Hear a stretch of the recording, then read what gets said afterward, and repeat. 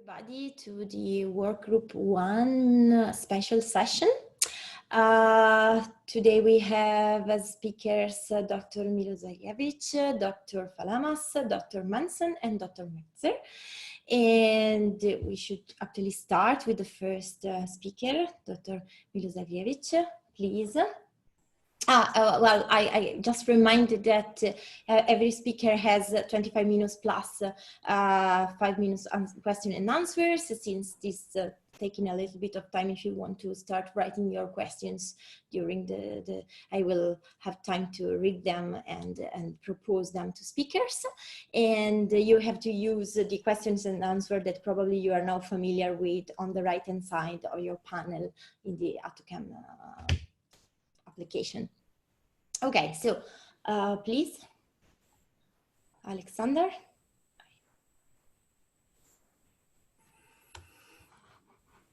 Good morning, everybody. It is my great pleasure to be one of the speakers, and I would like to thank organizers for the invitation to participate and be part of this very interesting action. I was a little bit surprised when I was invited because I'm not Attosecond scientist. But Fernando said that still it would be interesting to see what are the experimental possibilities to bring complex system isolated in vacuum. So this is what I'm going to talk about experimental methods to isolate a complex system in the vacuum and to perform a spectroscopy of these kind of systems. So I hope you can see my presentation. Some breakdown of the talk. We'll have some short introduction and show where the all the experiments are performed. Then I will give more details about the methods to perform X-ray spectroscopy of nanoparticles, clusters, and maybe we hope electrospray the molecules, ions produced by electrospray source, and I will give some very short conclusions. Why do we do gas phase experiments? Because we like these kind of experiments because at least we hope that we can know everything. We know everything about the incoming projectile, the energy, the polarization, if it's a photon, the charge, if it's an ion, and so on. We can isolate the target in a well-defined conditions. We can efficiently detect and analyze the interaction products, and then overall have a very well-defined interaction conditions. Therefore, we should be able to obtain fundamental properties of both the target itself, but also the interaction between the target and the projectile. And of course, this kind of results can be compared efficiently with the theoretical results. And of course, this is in line with the goals of the Attosecond chemistry cost action, which is to address the new fundamental questions about some molecular systems and so on. Nevertheless, if you want to perform spectroscopy of some isolated molecules in the gas phase, well, you have to have your molecules in the gas phase. And sometimes it's not so easy. So like for the gases, for the volatile liquids, it's quite straightforward. But big molecules, for example, biomolecules, they do not fly. And even more so, if you want to put a piece of material, such as a nanoparticle in the gas phase, it's not so straightforward. So this is what I'm going to address during this talk. First of all, that to show you where the experiment is performed. So this is synchrotron Soleil. Soleil in French, of course, means sun, but Soleil is in fact an acronym. It contains another acronym, which is LU, which is the previous French synchrotron. So as you can see, French, they like acronyms.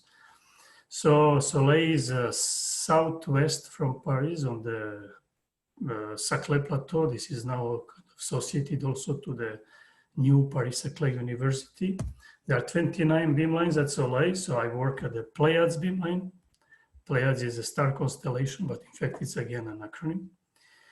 And I'm not going to go into details about the beamline because this is not the topic of the talk. We cover like soft X range from about 10 to 1000 eV. For this, we use 2 different ondulators. Then we have modified the Peterson monochromator with different gratings, depending on what resolution we want. And we have 3 different branches, and one of them, called C branch, hosts 2 permanent stations for photoelectron spectroscopy and coincident photoelectron photon spectroscopy of different targets. And this is where we couple the systems that I'm going to show. And what we do in principle is a cross-beam experiment. So we have the photon beam produced by the ondulator and focused into the interaction region. Then we have the target beam produced by one of the sources that I'm going to explain. And then we analyze the photoelectrons, in this case by using the Scienta analyzer, and perform the experiment.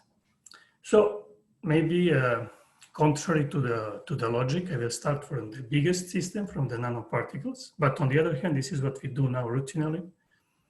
So why a tool to perform a spectroscopy of nanoparticles in the gas phase? It's a piece of material. It's you can put it on the surface, and it has been done for years. Well, there are some advantages. For example, you can avoid the surface interaction with nanoparticles, the interaction with the substrate, the pollution of the substrate and the nanoparticles during the preparation. And sometimes you cannot really clean it if they are fragile. And of course, you avoid the degradation of your sample during the interaction, which is a well-known effect, radiation damage. Then, like, we can probe, we can tune the energy of the photons. We can probe both the bulk and the surface of nanoparticles. And in the case of nanoparticles, these surface effects can be really important.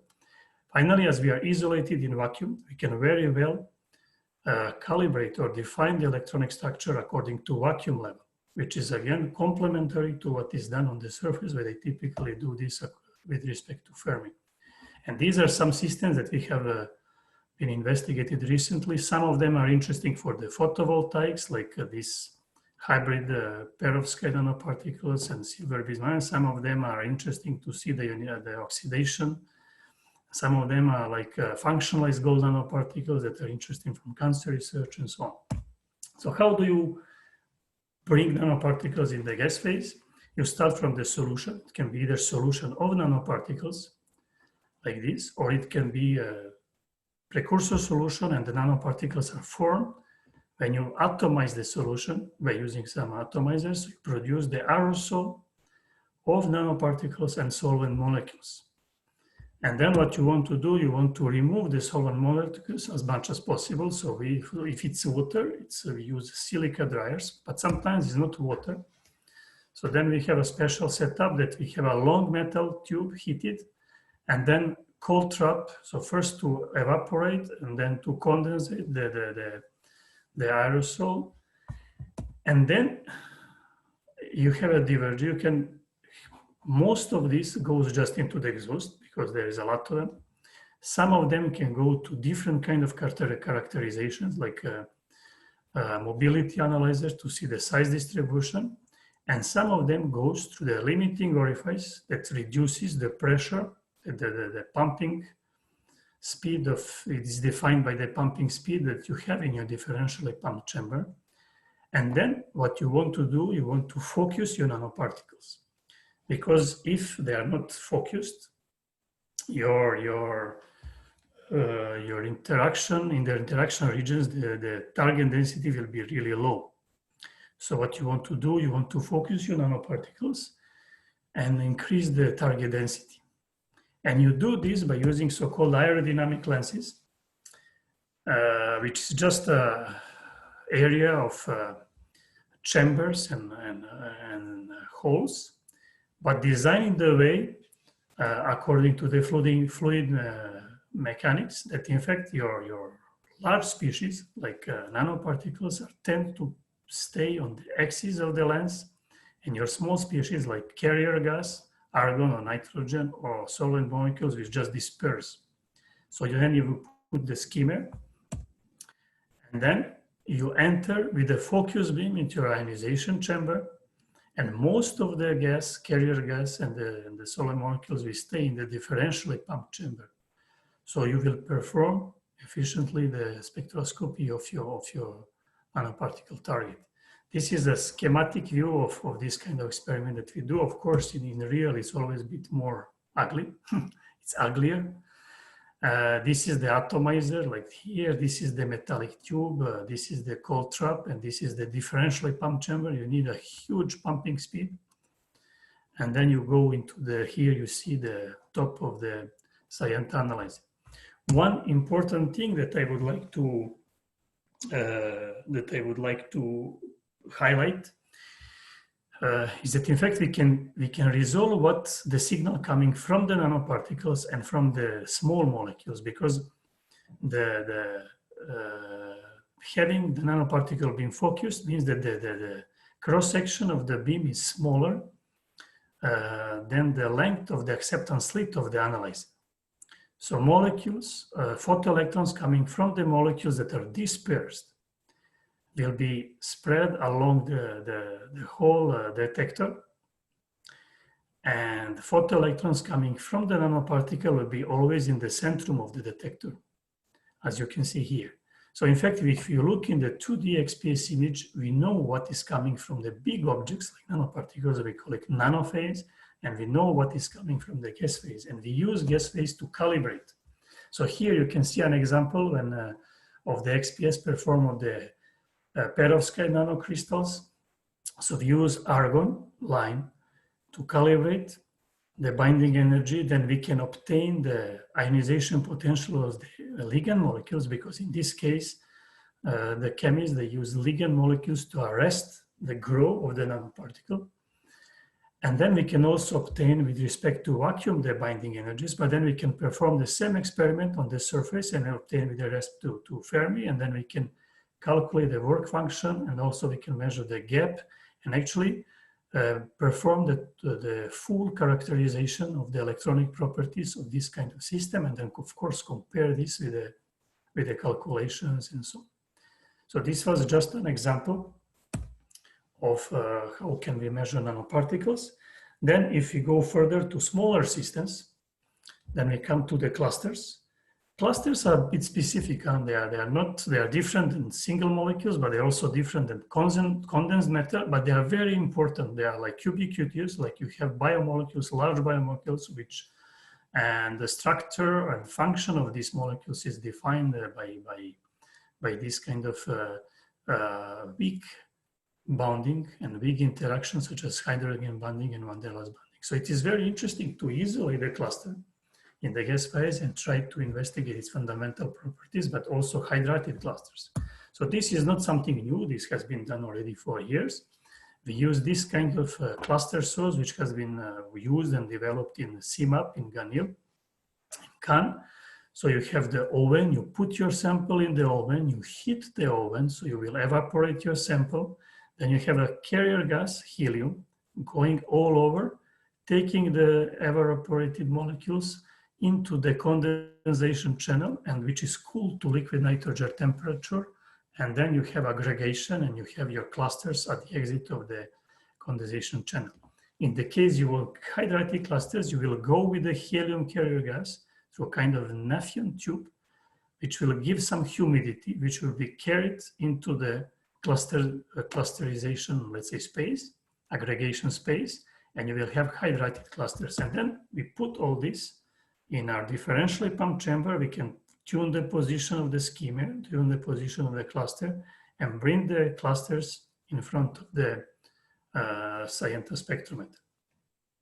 So this is what it looks like in real, this cluster source. This is the oven, this is where the helium comes, and this is the condensation channels, and this is where the clusters go out and then into the chamber for spectroscopy. Again, there's just a short example. I can give you some recent research that we did with colleagues from Cannes and also colleagues from Rome of the uracil clusters. So here you see on the top, you see the monomer measured some time ago at Elettra.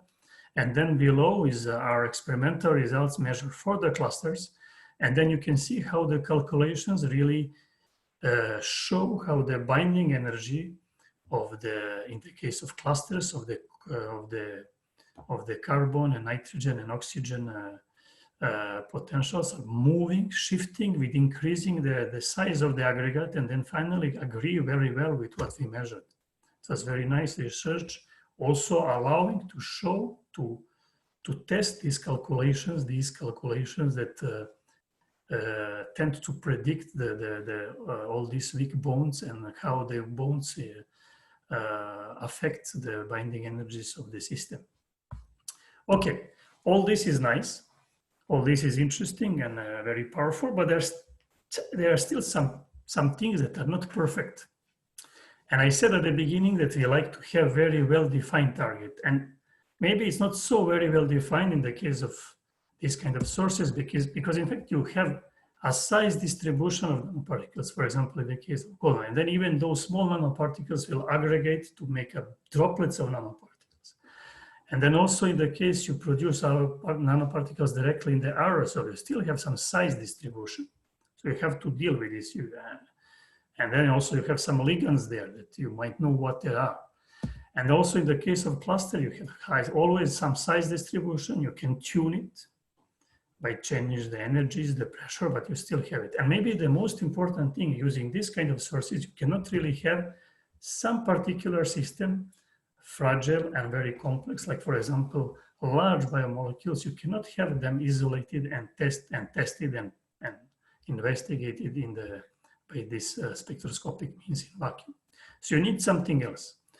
And it has been shown already that electrospray source is a kind of technique that can bring a large macromolecular species in the gas phase to investigate the structure. Even Nobel Prize was given for this to John Fenn. So he finally succeeded to bring flying elephants, to obtain flying elephants. This is the electrospray source scheme. I don't have time to go into detail about this. So about a decade ago, there was a project at the Synchrotron Soleil. I was lucky to participate in this, that to couple this kind of source with the ion trap and with the synchrotron radiation to perform action spectroscopy of trapped electrosprayed ions. And a similar project has been done also in Netherlands by Sadia Bari and Thomas Schlatotter. This was in principle a simple experiment. You bring ions from one side, trap it, from the other side you come with the synchrotron radiation, you perform action spectroscopy. That means that you measure the fragments. And it was very efficient, it was very interesting. We have a lot of results, very interesting results that I don't have time to discuss now. But I will mention only one recent result that will also show at the same time, as much as it's interesting, also will show some limitations of the technique. So what we did, that we published recently, that we took a substance P peptide, this is 11 amino acid peptide, both bare and hydrated with 4 or 11 water molecules. And we performed the core excited spectroscopy. We could excite the oxygen atom. And then because we can tune our energy, we can excite either the oxygens that belong to the peptide. So you have this strong resonance, because if you excite, you will of course then have Auger decay and you will have a fragmentation. And if you measure the yield of particular fragments, then you will have this peak resonance. But then we can also tune the energy where we mostly excite water, and then again measure the fragment yield. And what was very interesting, what we found very interesting, was in fact that we could see that if you tune the energy and mostly excite the oxygens that belong to the water molecules, so the touch cluster, you somehow increase the fragmentation of the peptide itself. And if you increase the hydration, you increase the peptide fragmentation. It was strange. It was interesting, and there are of course different possible explanations. But one which is the most interesting is that maybe you have some non-local energy transfer from the solvent to the biomolecule, and there is also some calculations behind of of the probability to have electron transfer either to water or to peptide and so on. Unfortunately, we cannot really experimentally prove this or test it because we can only measure the fragment ion yield, and we cannot measure the photoelectrons. And this is one of the main limitations of this, what we are doing already for 10 years, or like that with this kind of action spectroscopy, you are not able to use very powerful techniques that are now exist on the synchrotrons and free electron lasers like photoelectron spectroscopy, velocity map imaging, PEPICO, and so on, because you cannot extract your electrons from the trap. And there are also other drawbacks like the pressure, the time, detection time, interaction time is already long, for example, for any kind of time resolved experiment. So is there a possibility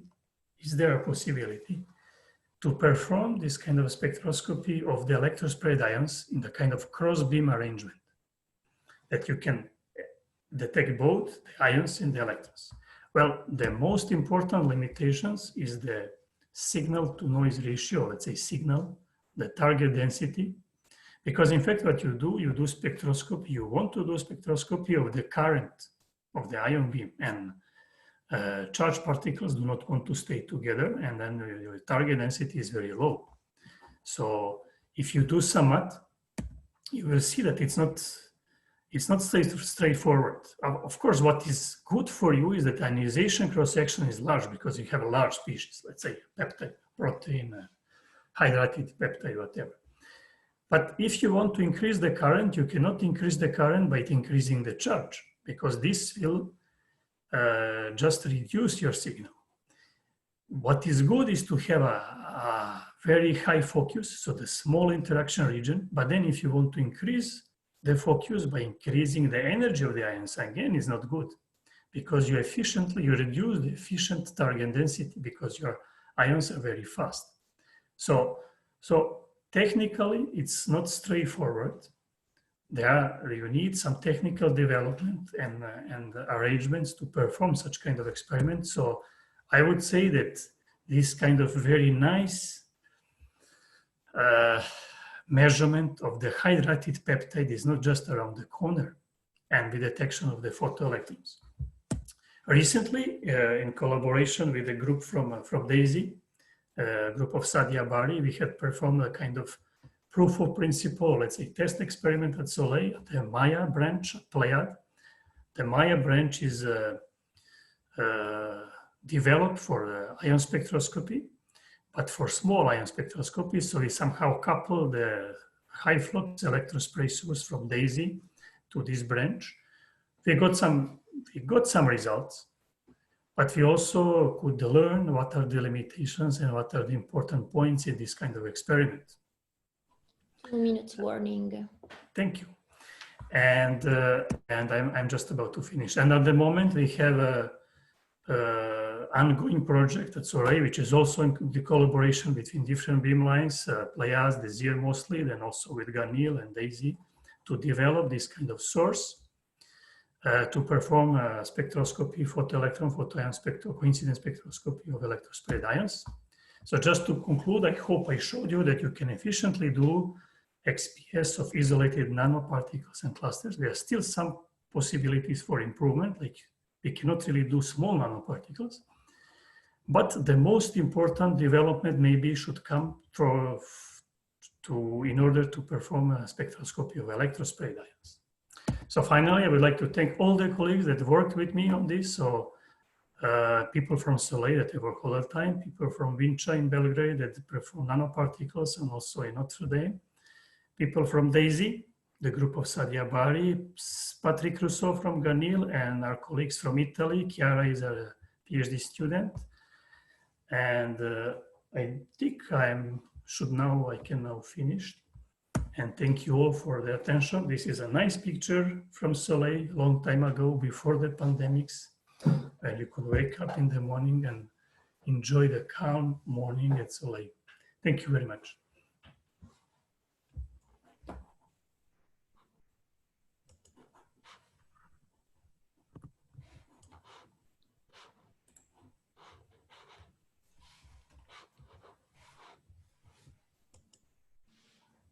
Thank you, Alexander, for this very nice presentation and these very interesting results. So now the session is open for questions, and I ask you if you want to write your question here in the panel. I can then process them.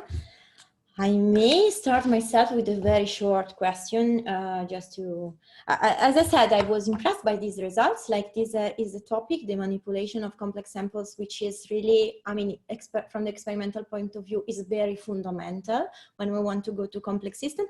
I'd like you to comment a little bit. I think you showed this in the nanoparticle of perovskites, that you can have a very good separation between the signal from the nanoparticles beam and the solvent. So how good is this separation? I mean, like, yeah, I think. I'm sorry, I forgot to unmute my microphone. So how good? It's never as good as you want, because you will always have some solvent molecules going inside. And then but then sometimes it can be a problem, because of course you want to have a clear signal from nanoparticles, but sometimes, as you see, it can be beneficial, because you use this, for example, to calibrate your binding energies. So it's never possible to really remove each single solvent molecule and carrier gas molecule. It's always a lot of them, but since they are dispersed as soon as they enter the chamber, you can, after, let's say, some 1 hour or 2 hours, a few hours of scanning time, you can get quite good signal to noise. Okay, thank you. We have then another 2 questions from well, no, it's 1 question and a note from Valérie Blanchet. So Valérie is asking, what are the main difference between the silica tubes and the heated tube for the nanoparticle source? So she meant silica drying tubes. Yes. So with the silica dryers, you remove water, because water is very, very efficiently absorbed by this silica, like what the silica material that you have inside, and it's very efficient. Like, on the other hand, it's not efficient if you have, for example, some hexane or acetonitrile or whatever. It will go through. So we somehow invented, maybe it can be still improved, kind of system that first we heat, and we heat depending on what is the solvent. So we evaporate as much as possible. Evaporate means that we remove the droplets and make from like gas from the droplets. And then we use some cold trap to condense in them. This kind of solvent will not work with silica dryers, because they are not efficient to absorb them. Okay, thanks.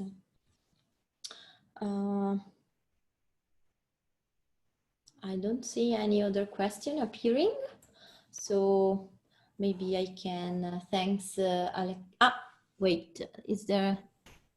Okay, density does the same, is asking Valerie again, with these 2 kind of dryers. Density of the nanoparticles is not affected by this. If you are not very efficient with removing the solvent, then you will your signal to noise will be worse, because you have a lot of solvent molecules. But I'm not sure it's really affecting the density of the nanoparticles. It's an interesting question, in fact. Well, if you increase the signal to noise anyway, it's not so different from increasing a bit the density. Because whether it somehow induces the performance of the aerodynamic lens, I don't know. I don't think so in our case. Okay. Okay, thank you. Thank you, Alexander. And we can move to the next speaker of the session, who is Alexandra Falamas. Please go ahead.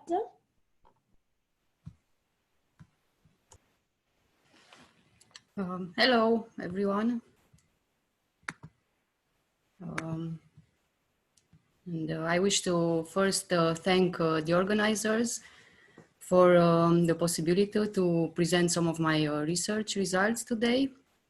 The research I would like to present is part of a large collaborative grant between several institutes and universities in Cluj-Napoca and Romania.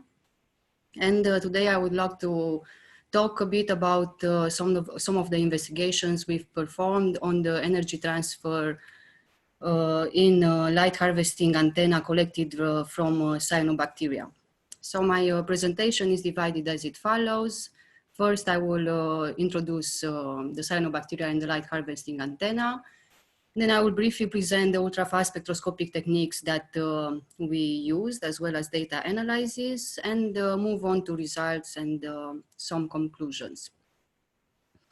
Cyanobacteria are also known as blue-green algae, and they are important microorganisms because they are responsible for the rich oxygen atmosphere that we have. They are also photosynthetic. I'm sorry for interrupting, Alexandra, but we're not seeing your screen. So if you'd like to share your screen, please. Thank you. Sorry. Okay.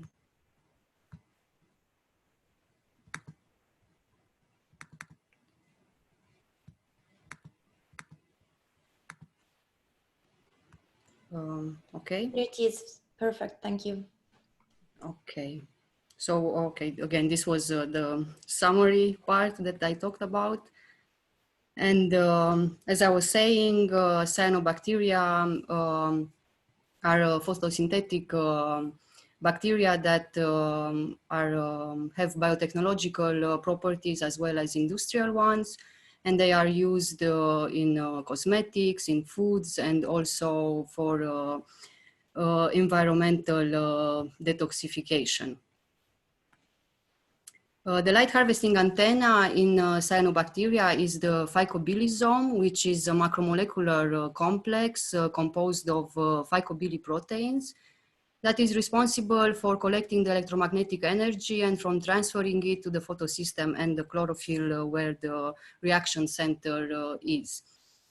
It is formed of a cylindrical core, which consists of Allophycocyanin proteins, from which several rods of stacked discs radiate out, which are composed of phycocyanin and, in some cases, phycoerythrin.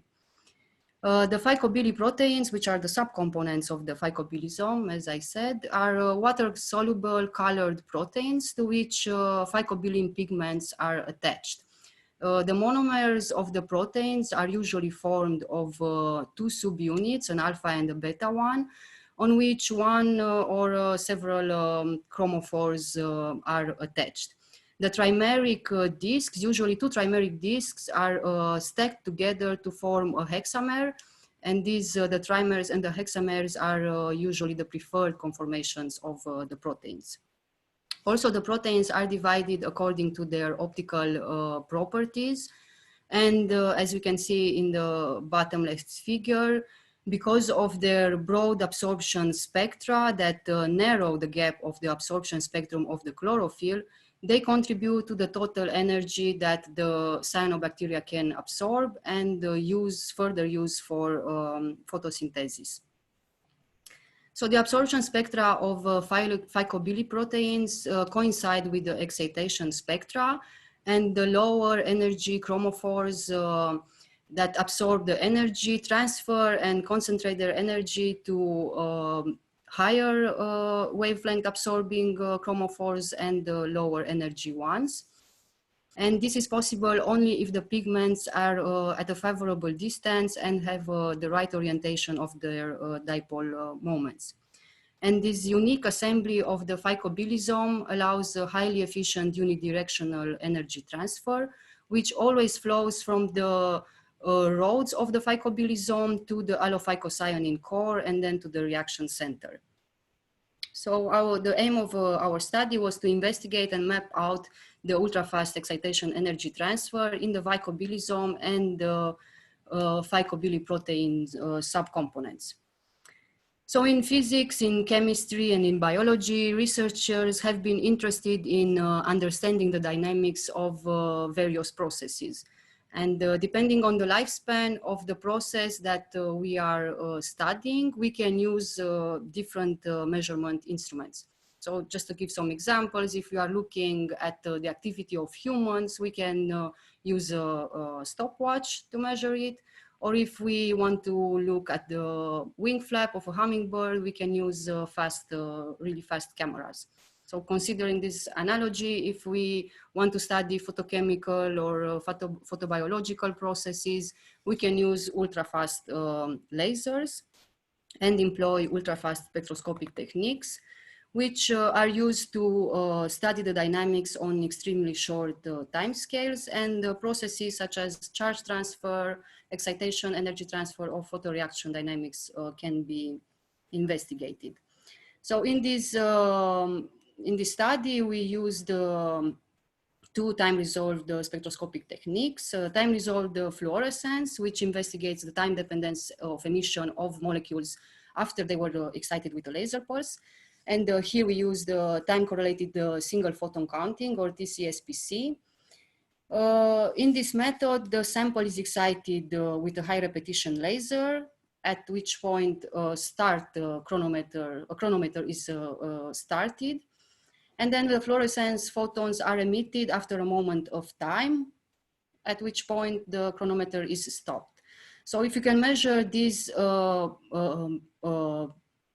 times, this interval of times many times using many laser pulses, then we can investigate the time dependence fluorescence of the sample that we are looking at. And in TCSPC, a fluorescence decay histogram is recorded, because the counters that correspond to the delay times which are observed often are incremented often, while the ones that correspond to processes that occur rarely see just a few photons. And the second method that we use was transient absorption spectroscopy. We employed this because, as we know, fluorescence gives information only about the excited states. However, interesting things happen on the ground state as well. And transient absorption is used to measure the difference between the absorption signal of a sample in the presence and in the absence of a pump pulse. And for this, the sample is excited with the pump pulse, and then a second pulse, which is called the probe pulse and is usually a white light supercontinuum, is used to measure how the absorption of the sample was changed or altered by the first pulse. And then by varying the delay time between the pump and probe pulses, we can measure the entire time dependence of the absorption changes. And this is an image of our femtosecond laser laboratory at the Institute. We have here a femtosecond laser, which emits at 1030 nanometers, pulses of about 180 femtosecond duration, and at a pulse repetition frequency of 80 kilohertz. The laser is introduced into an optical parametric amplifier and additional frequency mixing units, which are used to generate second and fourth harmonics.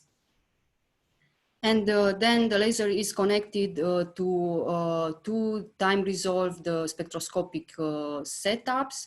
One of them is dedicated for transient absorption experiments, and the other one is dedicated to TCSPC experiments, or also upconversion fluorescence. So the three-dimensional data carpets that are recorded following this type of experiments represent the intensity of the emitted photons or of the absorption signal as a function of the probed wavelength and the delay time between the pump and probe pulses, or between the pump and the emitted photons in the case of time-resolved fluorescence.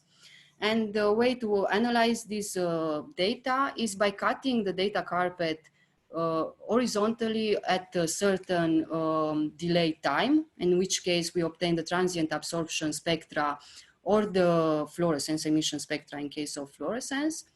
Or a second possibility is to cut the data vertically and at a certain wavelength, and in this way we can obtain the kinetic traces, which contain information about the timescale of the studied processes. And to take out these timescales, we can fit the kinetic traces using exponential functions, or using a global analysis method. So this method assumes discrete compartments connected by rate equations. The idea is that the pump pulse, which is a quantity that is proportional to the instrument response function, excites the population of the sample in one or several compartments, and then it is transferred to from one compartment to another according to the chosen connectivity scheme. And the concentration of the compartments are described by the equations given in the slide.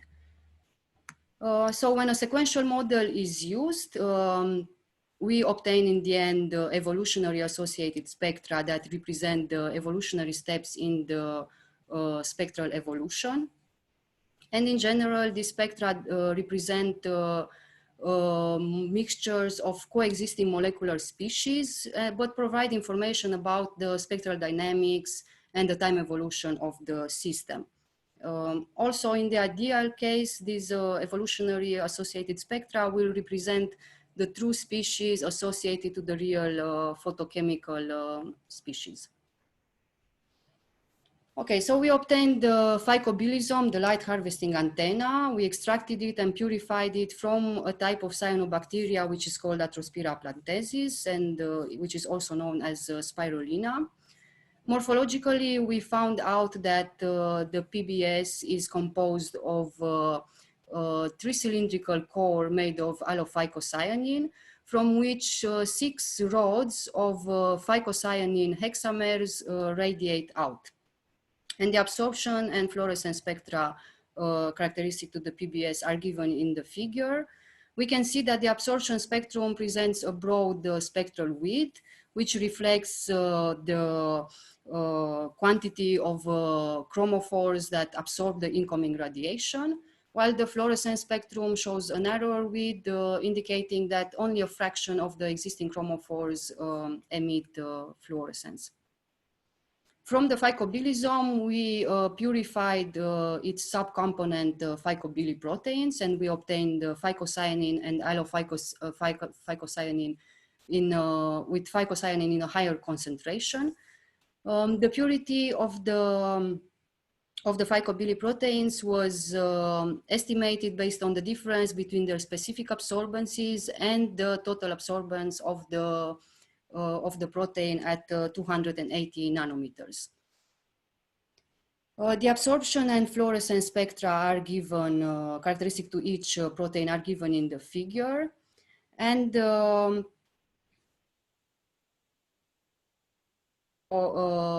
monomer of phycocyanin, which is composed of alpha and beta subunits with 3 chromophores, 2 on the beta subunit and 1 on alpha. And we can assign the 620 nanometer peak absorption maximum observed in its spectrum to the sensitized, to the fluorescing chromophores in the beta subunit, while the 590 shoulder is assigned to the sensitizing chromophores in the same subunit. In the case of Allophycocyanin, it presented an absorption maximum around 650 nanometers, which is assigned to the low energy chromophores, and the shoulder around 620 assigned to the high energy chromophores. First, we studied the ultrafast dynamics in the Phycobiliproteins. Here are presented the TCSPC data obtained from phycocyanin when it was excited at 580 nanometers.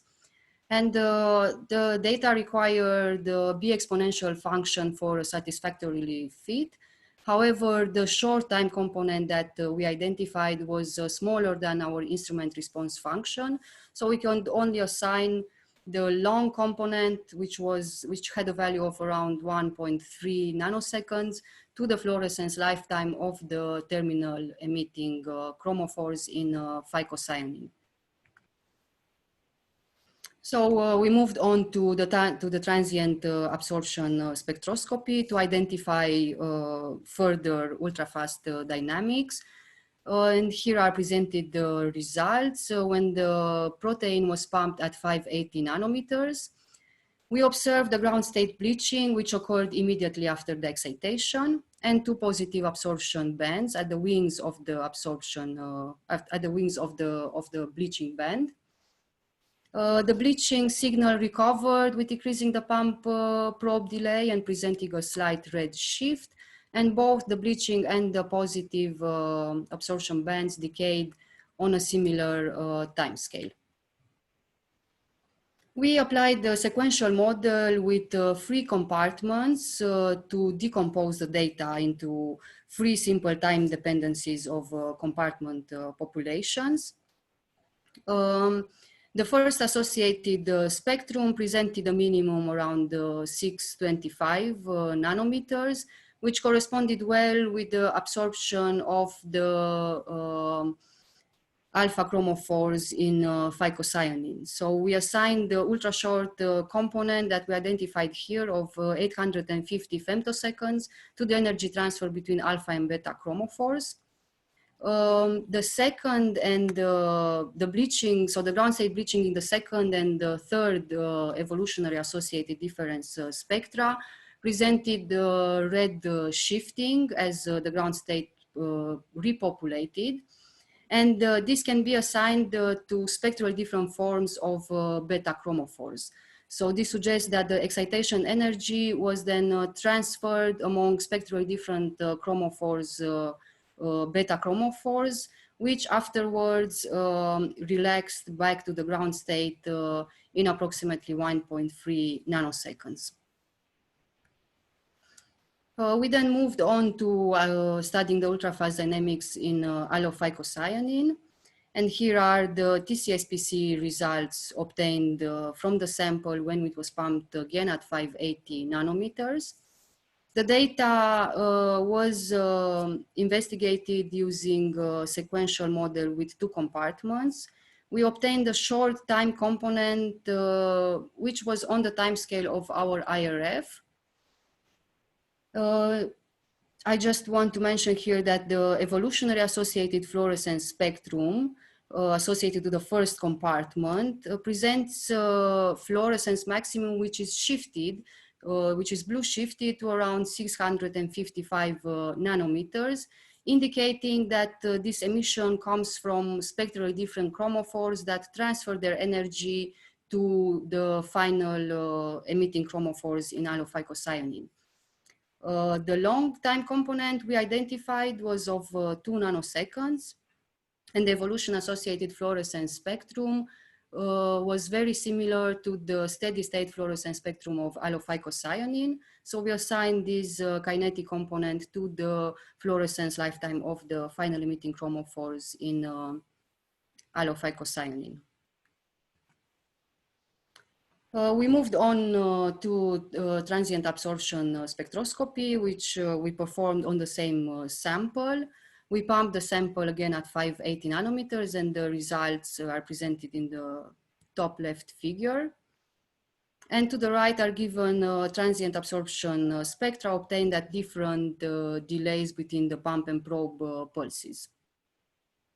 We observed that immediately after excitation at around 260 femtosecond, a bleaching located around 620 nanometers appears, as well as 2 positive absorption bands and a negative band around 720 nanometers.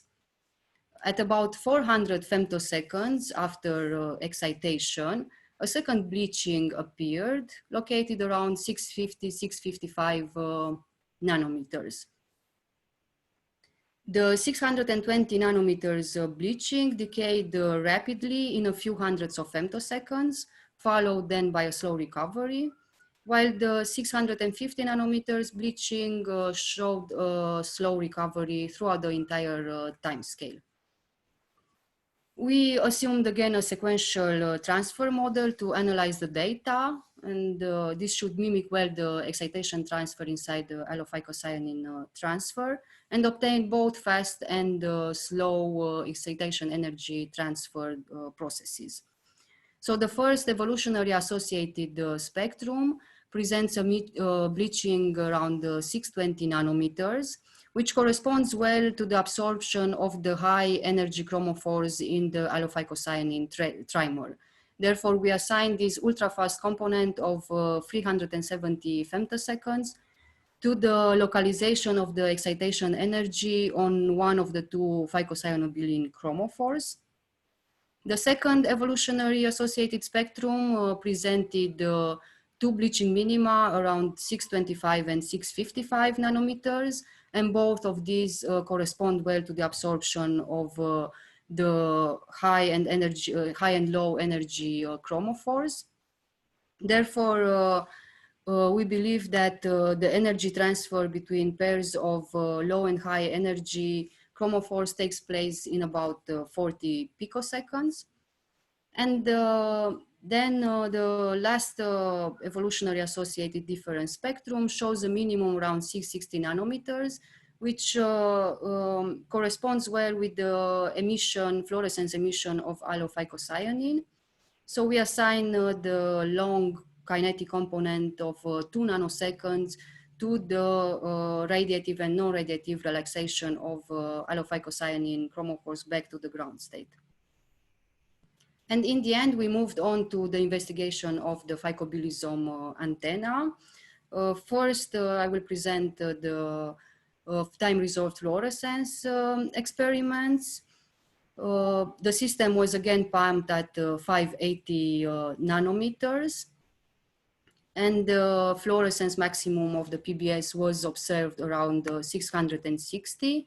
Again, we required a B exponential function to satisfactorily fit the data, and we obtained a short component which was in the range of our IRF, and the long one of about 1.7, 1.8 nanoseconds. So the slow component is difficult to assign because of the time scale because it's on the time scale of our instrument response function. But I just want to mention that the evolutionary associated fluorescence spectrum characteristic to this first compartment shows maximum fluorescence, which is blue shifted at a value similar to where phycocyanin emits fluorescence. So it could indicate that this corresponds to an energy transfer from phycocyanin to allophycocyanin, where the evolutionary associated spectrum connected to the second compartment presents a maximum fluorescence close to where allophycocyanin emits. And we can assign this kinetic component to the lifetime of allophycocyanin chromophores. And here are the transient absorption spectroscopic results. The system was again pumped at 580 nanometers. We observed in the first 400 femtoseconds after excitation a bleaching around 624 nanometers, which corresponds well to the absorption of phycocyanin.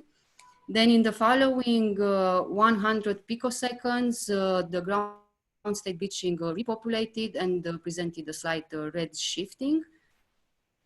2-minute warning. Okay, thank you.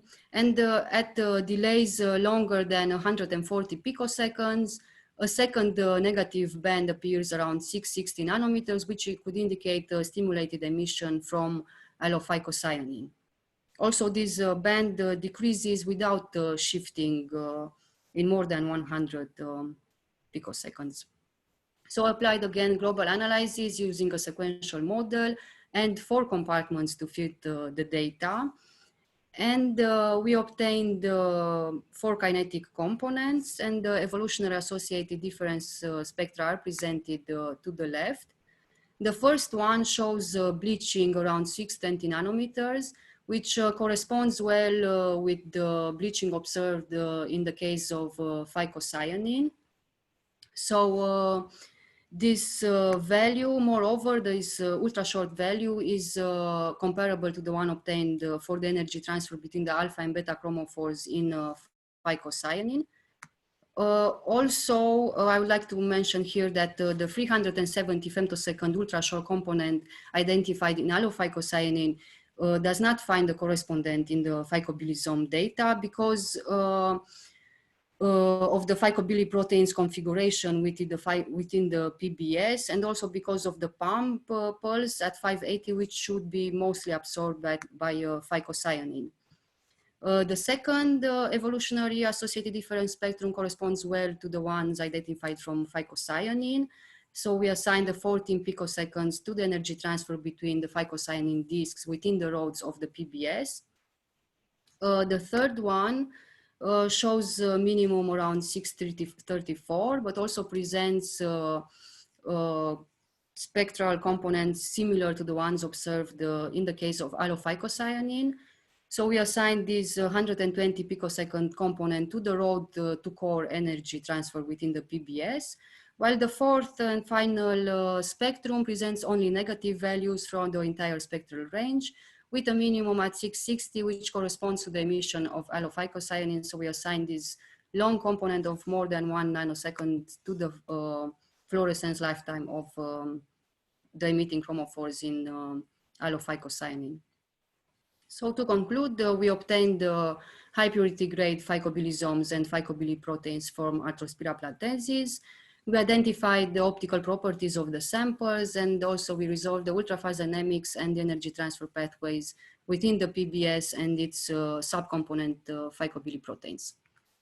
And also I would like to thank financial support from our Ministry of Research and Professor Nicolae Dragos from the Institute of Biological Research in Cluj for kindly providing us with the cyanobacteria strain. And these are some photos from our group in Cluj-Napoca, and thank you for your attention.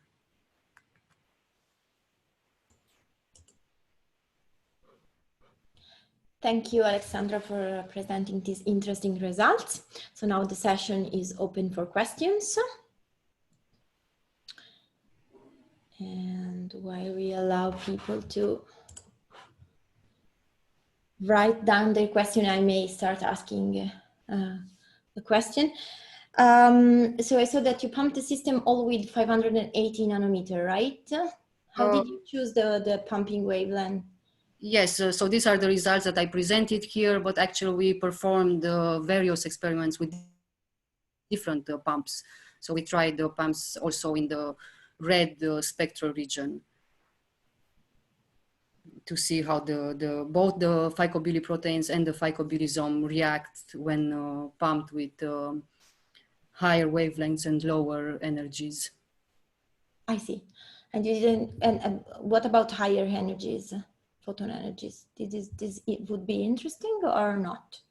Yes, it will be interesting, but right now I don't have here some of the results that we obtained, because in some cases, in some phycobiliproteins, we observe the different dynamics depending on the pump pulse.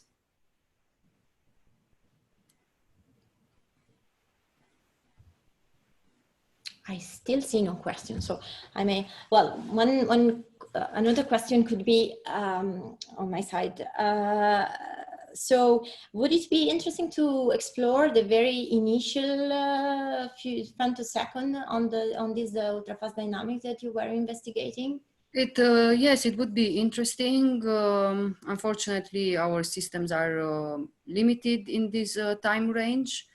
But as you observed, for example, from the TCSPC experiments, that the short kinetic component we couldn't resolve in none of the cases. So it would be interesting to maybe go to upconversion fluorescence experiments, or even, I don't know, systems with better time resolution. I see. And yeah, since I don't see, let me check, but I don't see any other question. I would say that we can maybe thanks Alessandra again for this nice presentation, and we can move on for the next speaker. So I leave to Eric Maansson.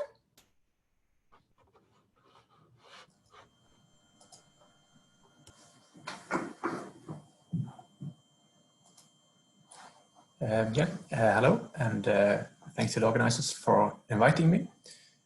And I will start sharing the screen here. So I want to say something about probing electronic processes in large molecules. And first, I would like to introduce the context for this a bit, starting basically from the title of the workshop. So how could we possibly see something like attosecond chemistry in probe experiments? So I'm sure you now know the standard methods of streaking in rabbit, where we look at the outgoing electron and through the oscillations of phases here, learn about its interaction with the remaining electrons or the ionic potential. But the chemistry is of course more about the motion of the nuclei or all the other remaining electrons and the bonds that they form or the bonds that are broken. This figure is the one that Matteo Lucchini talked about yesterday.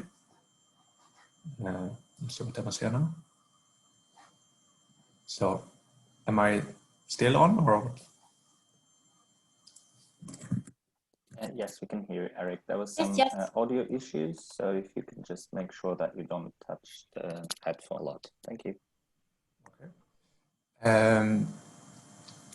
Yes, so I wanted to show here that the kind of curves you see when you study, like in a femtochemistry approach, can have very different shapes, and you can quite intuitively see, if I take the pointer here, that you have to wait some time, and then you can get different fragments created by probing the system.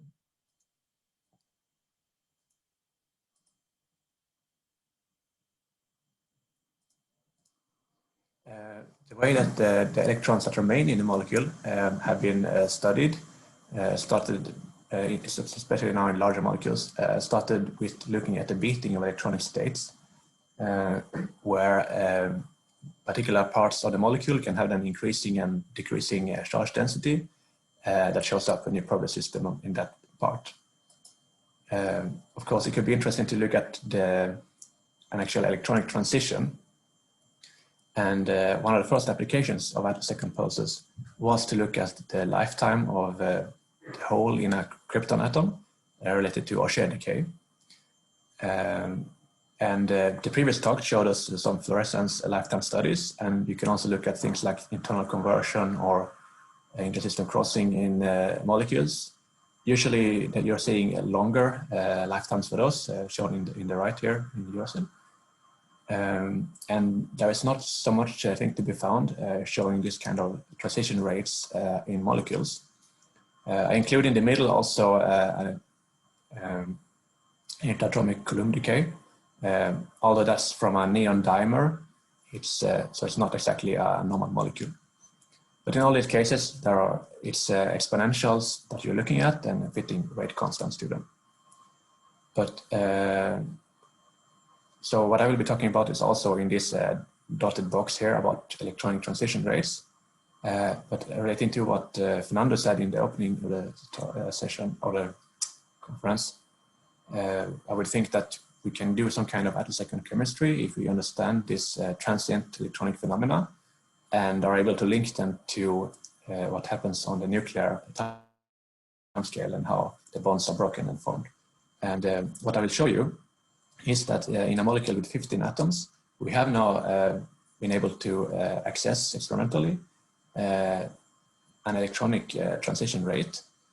And this was done a bit indirectly, but through the consequences that it has for the molecular bonding stability. Yeah, with that, I think we can proceed to the more detailed motivation for the systems that we were looking at. So this concerns what happens if you expose tissue to ionizing radiation. That could be cosmic rays, could be proton beams in cancer therapy or X-rays.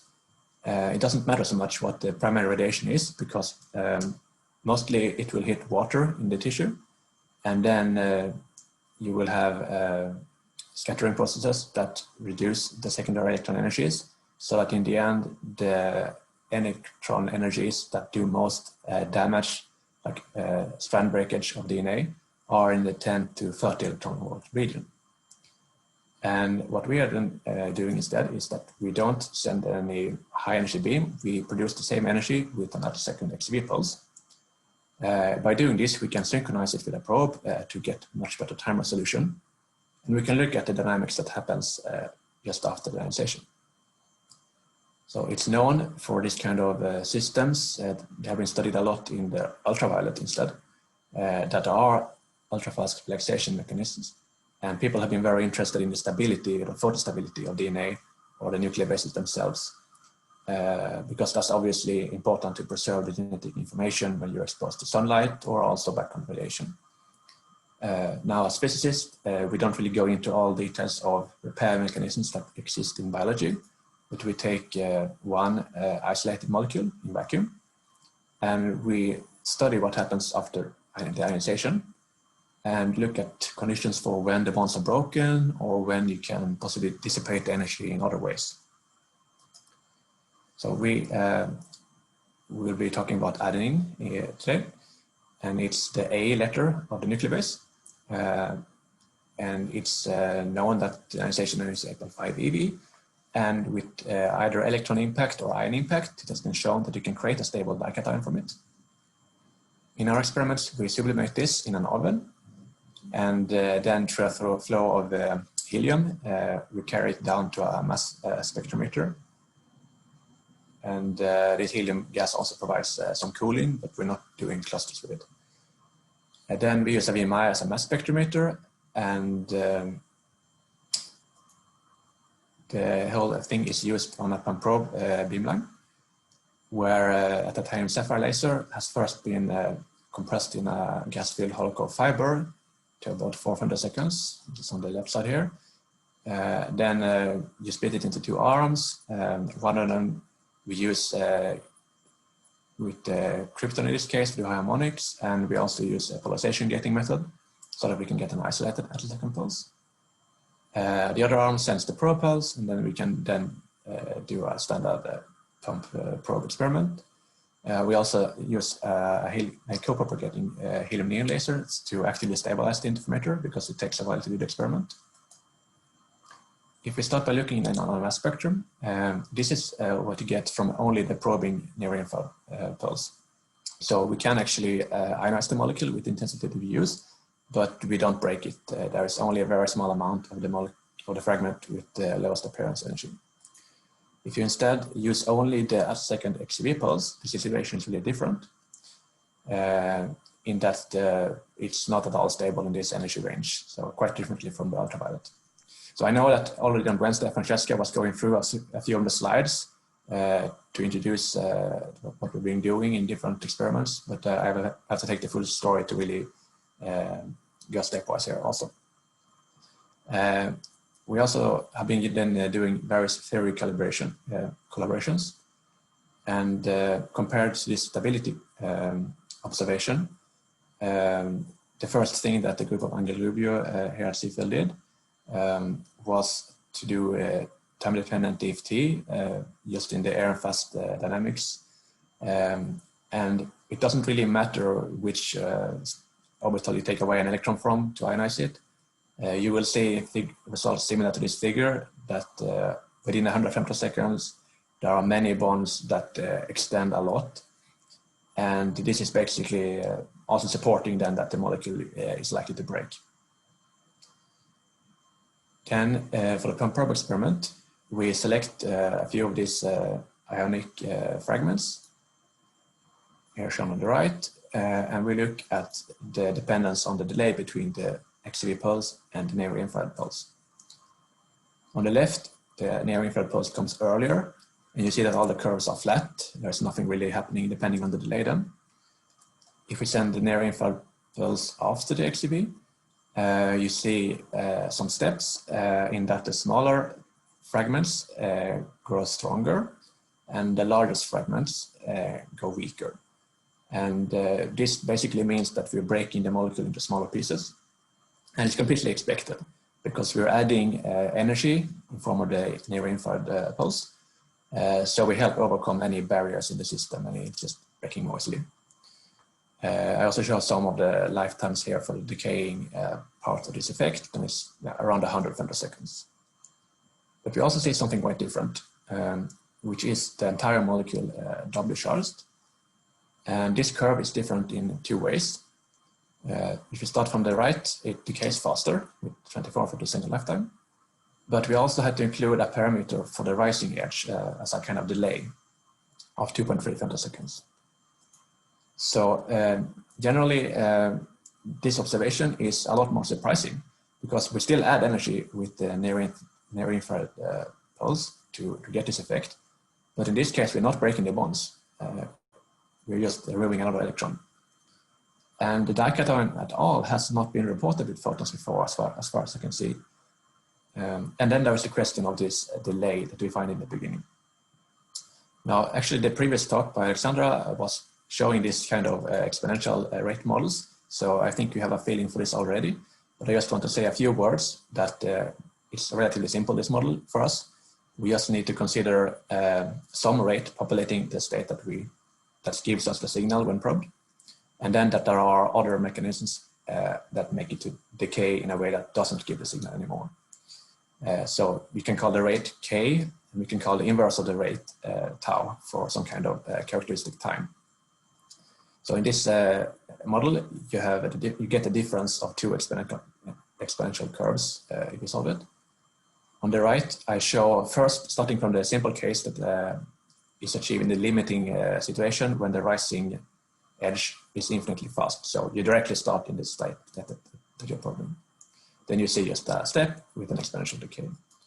When we have the rate constant or the characteristic time for the rising edge also, we get a curve like this.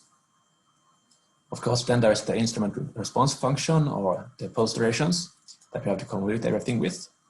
And then you get other kinds of shape, and you can see that the starting part is really looking different. In this curve, it's actually just the dashed case step that I'm convoluting. You see, of course, that a short decaying lifetime really gets smeared out by if you have a long Gaussian pulse. But what we find is that this kind of Gaussian convolution is never able to achieve a complete fit of our curves. We really have to include the characteristic time for the delay at the beginning. So the question then becomes, what is actually causing that time delay? 2.3 femtoseconds is really short for nuclear dynamics to have a big effect. So we are assuming that this has to be some kind of electronic process that takes time to prepare a state. And if we look at this in a level diagram, we know that the XCV pulse can deposit a lot of energy by creating an inner hole. And if we would instead have that energy kind of concentrated in one highly excited electron, it seems a bit more intuitive that you could get a good cross-section for removing that electron by one or a few near-infrared photons. And the route between these situations exists. It's in the form of a shake-up like transition, where we fill the hole by one electron, and then the excess energy is exciting another electron by the same amount. And actually this precise scheme was used also by the group of Funk-Lepine in this article several years ago. And they were looking at different molecules, and the difference is that they were studying the decaying edge. So the one that's here for their molecules, like 29 to 55 femtoseconds, quite similar to our 24 femtoseconds. But what we will do now is to actually look at the shake-up process. So for them, shake-up happened before they were studying the time, and now we will investigate more theoretically the shake-up part of it. So then the group of Angeluddio, they were starting with the more intuitive model, which is basically these level diagrams, and you write down some rate equations for that and use Fermi's golden rule. So the small equation here, it's supposed to show that we make a sum over the different initial holes that you can create by the XCV photon. And then you compute the shake-up rates over any intermediate state to having the electron in a specific final orbital here. And then you get a total rate for this. And 1 over the rate we call the characteristic time. So if we plot some of these results, basically the result is in the inset here, that we find many of these rates are very fast, down in attoseconds, which I think people would expect for a shakeup. And that means the shaded curves here in the beginning, they're rising very quickly. But there is a state marked in green here, where we put the electron in lumen plus 6. That has a characteristic time around 3 femtoseconds, really close to the experimental observation. And then there's also one a lot longer. In the background here, we have marked the energetic picture, like how many infrared photons do we have to absorb at the end to reach the dication. And then the interesting state is in the range then of 2 infrared photons to be absorbed. And experimentally we vary the laser intensities and repeat the different did scans for that. And although there are some uncertainty, again, 2 photon process for the dication here, it looks very likely. I know that there was also a question to Francesca about why this state is special, and we'll come back to that a bit later perhaps, but we have here the wave function of it, and here is the adenine molecule seen from the side. So you really have 2 strong lobes in a clear dipole shape going out of the plane. So first of all, it seems likely that you can, in some cases, couple very strongly with a laser pulse to get a dipole transition. And maybe one can, in a hand-waving picture, also feel that you put electron density outside the molecular plane, so perhaps it's at least not directly causing so strong anti-bonding things between the bonds, between the nuclei. But of course, just the rate equations, they don't really include interesting stuff for the electronic correlations. So the theoretical work was extended with the groups of Enrico Perfetto and Gianluca Stefanici, and then using the Green's function method. So here you see relatively similar curves to the previous case, but now there's a lot more details in them, that there's wiggles going on. And you can see that some of the states here that rise very quickly actually start, their occupation starts to go down again. So that after a few femtoseconds, or even like 10 femtoseconds at the end here, our green lumen plus 6 state is actually among the most strongly populated ones. But generally the important difference is that it's also rising more slowly, and that's why we think that it could give a delay. From these simulations, you can look at the total change in the charge density relating to directly after the XCV absorption to what happens then by the intrinsic electronic dynamics. And this view is again the molecule from the side. We're putting some dashed lines to show 6 angstrom region. And you see that with time, the charge density grows far away from the molecular plane, really looking like the orbital that I showed you before also. Then of course, we wanted to simulate the full experiment with the infrared probe and see if we could actually relate it to the dication. So here, the vertical curve that is called lumen plus 6 depletion, it is depletion because when you're probing it, we are depleting that state and creating the dication instead. So in such a simulation, there are now 2 time axes. You have the simulation time on the right, so you can see that when the pulse is sent later, the increase happens later. But anyway, you read out the effect you get at the end to get an experimental observation. So we can make a simpler figure by just showing the axis of the probe delay as you would do in the experiment. And then the important observation here is that when there is 0 delay, so the pulses are fully overlapping, there is still no effect. Even if you would expect like half the pulse to do something differently. You really have to wait longer and see this gradual increase. So this is what then we're comparing to the experimental curve in this visual way. So I can now summarize what we found. First of all, that's in the extreme ultraviolet range, adenine is not at all as stable as it's in the ultraviolet. So radiation damage is really likely. But we also then identified a process that can occur where there's a shakeup to a particular orbital. And we also then noticed that this, in this case, the correlation takes a lot of time. And we can see this effect because if the shakeup has happened and we send a near-infrared probe, we can then produce the stable black cation. While in the other situations, like if the shakeup doesn't occur, or if we send the near-infrared pulse too early, then we're just breaking the molecule more. Also, if we wait a lot longer, like there is this roughly 24 femtosecond decay lifetime. So outside that window, again, we don't have the stabilization effect. But if we act between that window and manage to make the process happen, and it's actually about 1% efficiency, or the total mass spectrum, then the molecule has to remain stable for at least the 2 microseconds that it takes to fly to the detector. So we can have a long-ranging consequence for what we do on the femtosecond or attosecond timescale.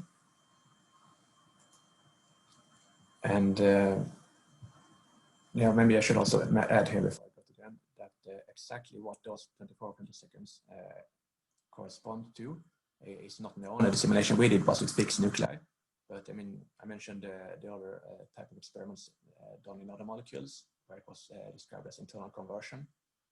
So it could very well be that kind of process where you get more vibrational energy, for instance, instead of the molecule. Then some outlooks of what could imagine doing along this type of experiment is, of course, to look at other nuclear bases. And we already have data from some of them, thymine and uracil, where there's not the same kind of stabilization. And we work in them with statisticians to help use this as a tool also to clarify then like what you see in the simulations and really confirm that this is the correct description. You can imagine taking the complementary base pairs together to start approaching a bigger system, or adding the sugar groups to them, or even start building a small RNA strand. And partly for these reasons, I've been also building a mass spectrometer that's more suitable for heavier samples. And it can be used to detect both the electrons and the ions and do covariance measurements on that. So there is a poster, even if it's late now, I think it's still available online. And if I have a few minutes, I can just give the overview picture of this instrument. That will really be useful then to, again, in a close experimental way, get data that links what electrons you created, like what happened in the beginning of the process by the ionization and the first outgoing electrons, and what happens later, like when the molecule breaks or doesn't break, like which fragments do you get. So in the middle here is where you would send a sample in the light, and then to the left, you will get positive ionic fragments, so the full molecule also. And then there's the big change compared to what we used previously is that this is a reflectron mass spectrometer. So that decelerates the ion and sends it back again. And this extra step allows you to get higher mass resolution, even if it's still in a compact instrument. On the right is more similar, so that's the mass spectrum, and on the right is more similar to a standard velocity imaging spectrometer. And just for a small outlook about how covariance things look, we already saw some talks earlier about this. Usually you do time of flight correlations to look at ionic pairs. But on the right, I show an example of where people have been using a camera together with time of flight information to do a use of, you then basically have a 3-dimensional volume, so it's really hard to get a good visualization of all of that at once. But this is then more similar to what we are thinking of doing between the electron and electron from the VMI image and the ionic fragments on the time of flight axis. 2 minutes notice. Okay, that seems fine.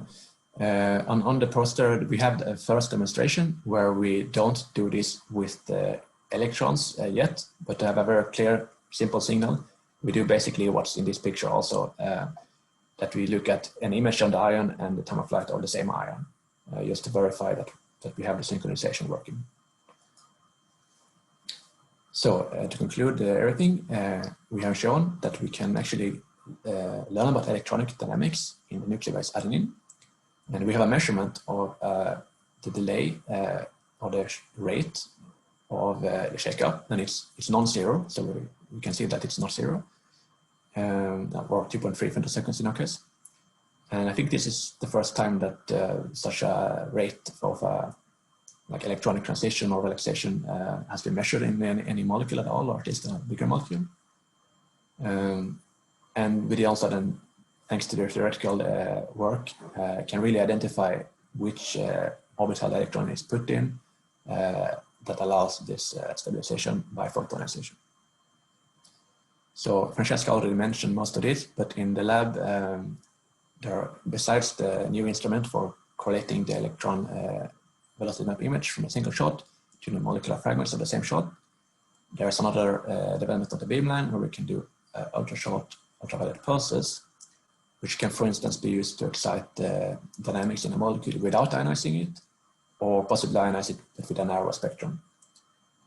And there's also a beamline being developed where we can study samples in the liquid phase and more in the direction of transient absorption there. So with that, I would like to conclude and thank all the people in the group and many collaborators that have been involved in the project that I talked about.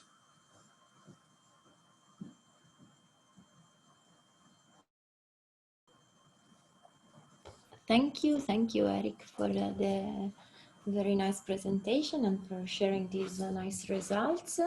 So now the session is open for questions. So we have two from Giacinto. So the first one is, shouldn't the rate of the shake-up transitions be strongly dependent on the core all lifetime? I would say that the core whole lifetime is the rate of the shake-up. I mean, it's also not core in the sense of like 1s or something like this. I mean, it's not that kind of Auger transition. It's we are exciting by like 20 to 35 electron volts. So maybe inner valence hole, and the kind of process that you get here is we're calling it shake-up. I know that there's maybe some possibility of use a different terminology of because shake-up is traditionally usually seen in like X-ray electron spectroscopy, and then you notice that it's a shake-up because the outgoing electron that you look at is shifted in energy. That's not how we're looking at it here. Here we see any consequences on the ion itself, but in the simulation, the rates that are the ones to care about is where you preserve the, like, use energy conservation in the simulation so that you do the like shake up to another state. Thanks. And then another question from Jacinto. Did you try to do this with the XUV and UV setup? No, this experiment is with XUV. I mean, that's also, I mean, the motivation is to look at an analogy to the ionizing radiation damage to tissue or DNA. Of course, yeah, okay, so I mentioned ultraviolet things also, but then, yeah, I mean, so the experiment we did was with extreme ultraviolet. Now, of course, we can do ultraviolet also, so I guess it's possible to check that, but there's already a lot of work showing the relaxation mechanism after ultraviolet excitation on then the femtosecond, like it's about 100, 200 femtoseconds lifetime. But yeah, it will be possible to start seeing if there's anything we can notice in the beginning of also those kind of curves. Okay, thank you, Eric. Also, Jacinto is thanking you and saying that it's a great work. And then we have another question from Valerie, so I think you can give a quick answer. You are very dependent on the precision of time zero here. How did you determine it and what it is precision? Yeah, so it's included, maybe I should open the talk again. Sure.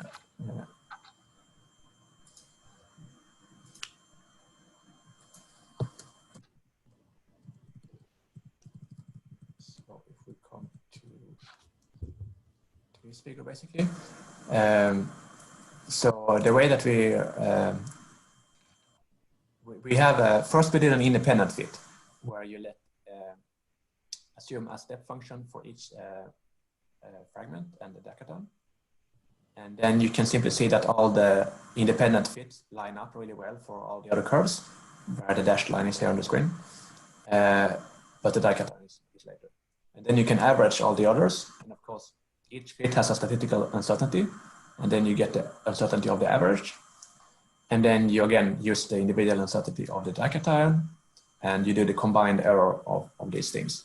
So we're not assuming that there's any absolute reference. The error bar that I'm showing here of 0.45 milliseconds includes the error both in fitting the sort of baseline time, time zero, and then the dication. In the end, that model is not completely physical because we saw the rate equation model that it's really an exponential curve that you need to model for that rate. It's not a step. So the model I'm showing here is then the final model where we're including the other curves without that extra rate. And then we're fitting this rate and it shows so it's a global fit to all the curves together and it gives you this error bar. We did, of course, I mean, it was also this interesting check that we have also done another measurement, including also a krypton sample. And we can look at where the krypton dication appears. And we don't expect in this energy range there to be any strange lifetimes of things in krypton. So in this measurement, we can see that krypton is really well aligned with the reference time zero that we use. So these numbers here, they're of course not exactly the final ones, but you still see the same effect, that krypton is close to time zero, and then we see that the dication is delayed. Okay, thank you. Thank you very much, Eric. Yeah, so we can move on now with the last speaker of this session. So please, Thomas.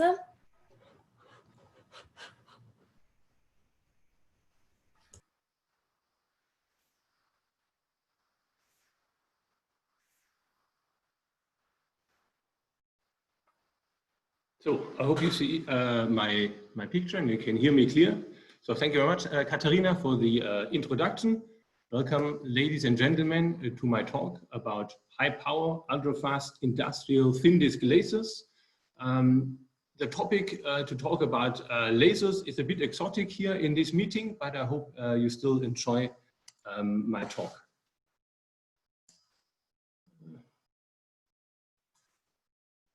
So here's the content of my talk. I will give you a quick introduction, a motivation. I will introduce you quickly to the thin disk laser technology.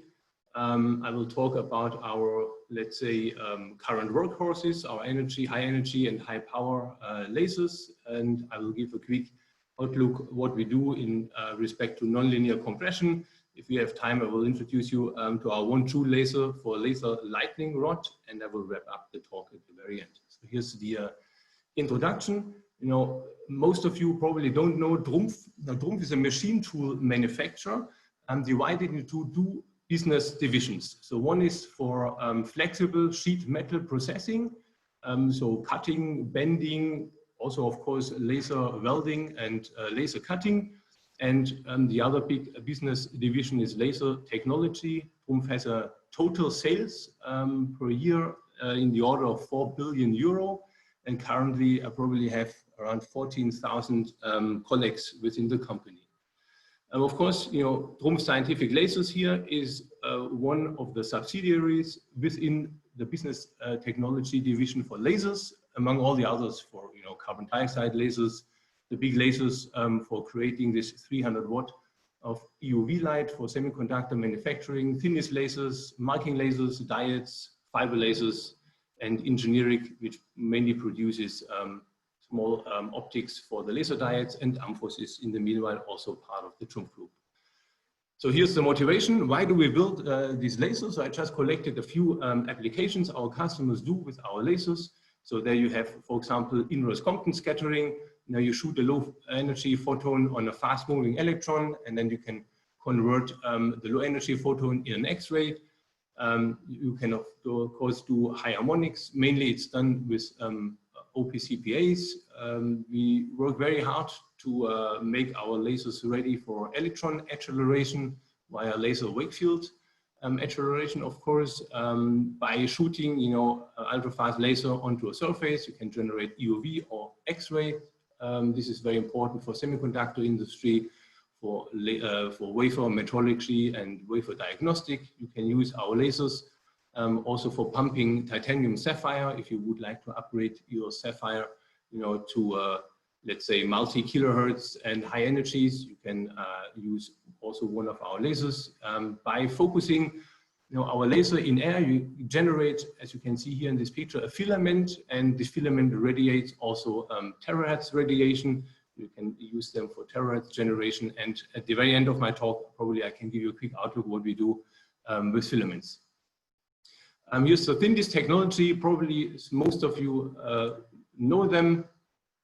The idea is to have the diameter of the pumped area on the disk, on the optical material, on the laser gain material, relatively large. So you have the very thin disk here glued on a diamond substrate.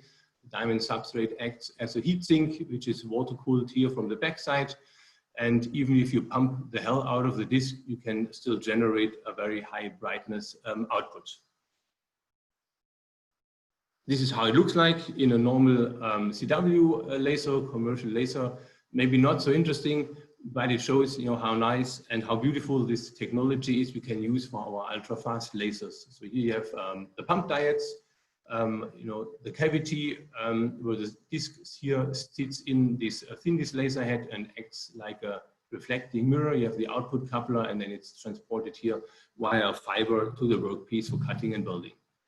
So we use this technology to build our regenerative amplifiers. We use seed lasers, can be an oscillator, fiber oscillator, or anything else which has a wavelength around 1030 nanometer.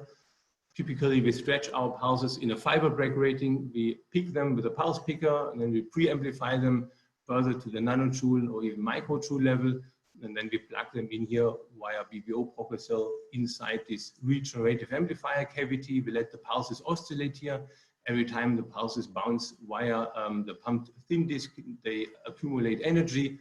And once we have extracted all the energy from the thin disk, then we couple out here via polarization again.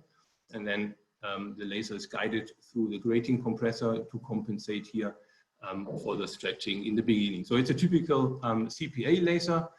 We use mainly ytterbium yak as laser gain material. So we use a 1030 nanometer wavelength. Pulse durations we achieve are around 1 picosecond. Pulse energies are in the meanwhile in the range between 2 millijoule and half a joule. And average powers are going up to 2 kilowatt. So this is how a typical laser looks like. That was the first laser we developed for Eli beamlines in Czech Republic with 200 millijoule at 1 kilohertz. So that was in principle a success story. Eli beamlines uses that to pump the laser L1. It's called Allegra. It's an OPCPA, supposed to be 100 millijoule. Currently, it runs with 30 millijoule, and I've collected here for you several papers where customers or we ourselves use our lasers for pumping OPCPAs. The last one here, the newest one, is was done by the MBI. It's a 30-watt infrared OPCPA pumped by our lasers.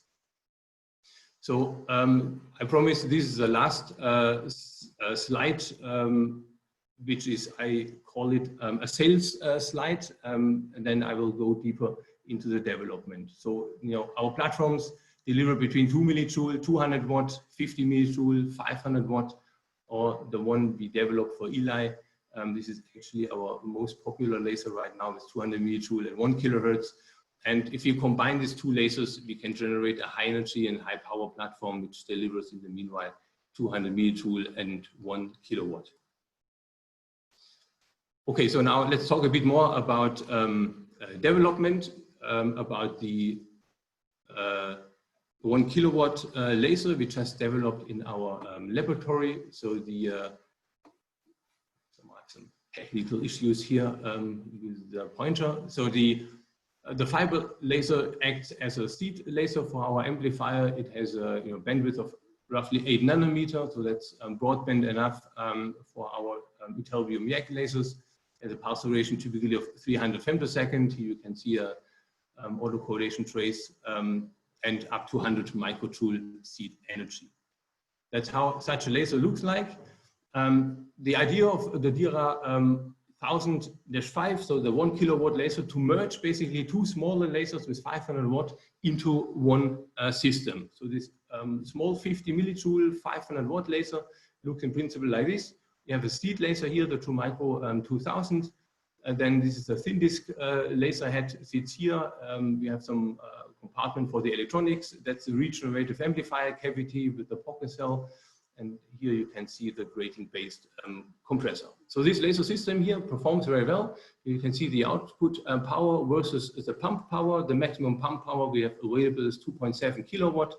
And you can see a linear increase of the compressed output power with the pump power. And then at one point, it starts to saturate here at 1 kilowatt, so 950 watt and 95 millijoule. That's due to the fact that the disk is very small.